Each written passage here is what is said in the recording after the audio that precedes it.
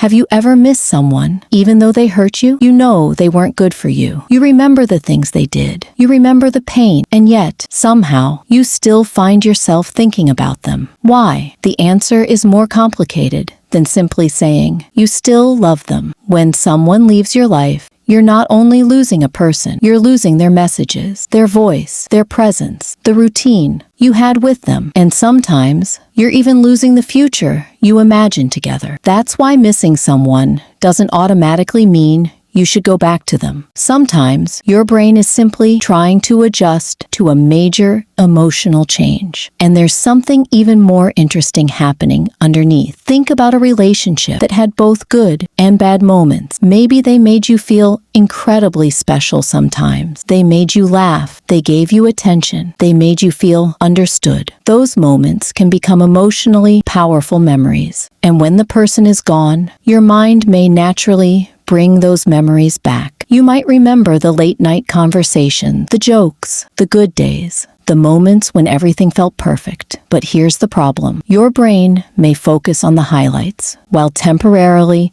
pushing the painful moments into the background, so you don't necessarily miss the entire relationship. You may be missing the version of the relationship that felt good, but there's another reason this can become even stronger. And it has to do with something called intermittent reinforcement. Imagine someone gives you attention all the time. Eventually, you know what to expect, but imagine they disappear, then suddenly come back. They ignore you, then become extremely loving. They give you attention, then pull away again. That unpredictability can make the positive moments feel extremely significant. You start waiting for the next good moment. Maybe they'll change. Maybe this time will be different. Maybe they'll finally treat me the way I want. This cycle can keep your attention locked onto the relationship. And when it ends, you may not only miss the person, you may miss the anticipation of the next good moment. That's one reason unhealthy relationships can sometimes be surprisingly difficult to emotionally leave behind. There's another part people often forget: routine. Maybe you used to text them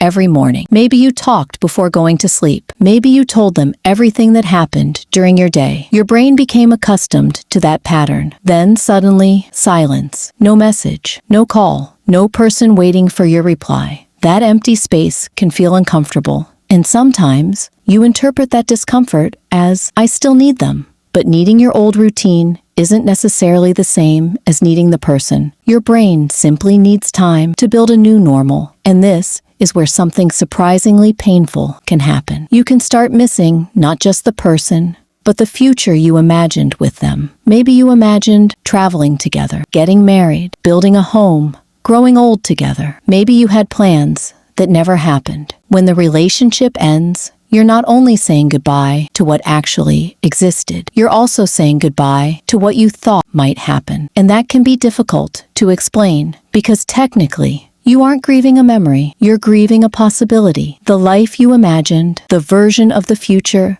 that existed inside your mind. And sometimes that's what hurts the most. Here's the most important part. Missing someone is not proof that they were right for you. Feelings and decisions are two different things. You can miss someone and still know that being with them wasn't healthy for you. You can love someone and still choose to leave. You can remember the beautiful moments without forgetting the painful ones. And you can feel lonely without going back to a situation that hurt you. Your emotions don't always tell you what decision to make. Sometimes they simply tell you that something important has changed. So if you're missing someone who hurt you, don't immediately ask yourself, why can't I get over them? Instead, ask, what exactly am I missing? The person, the attention, the routine, the good memories, or the future you imagined? Sometimes understanding what you're actually grieving is the first step toward letting it go. And remember, missing someone doesn't mean you have to return to them. Sometimes healing means remembering the good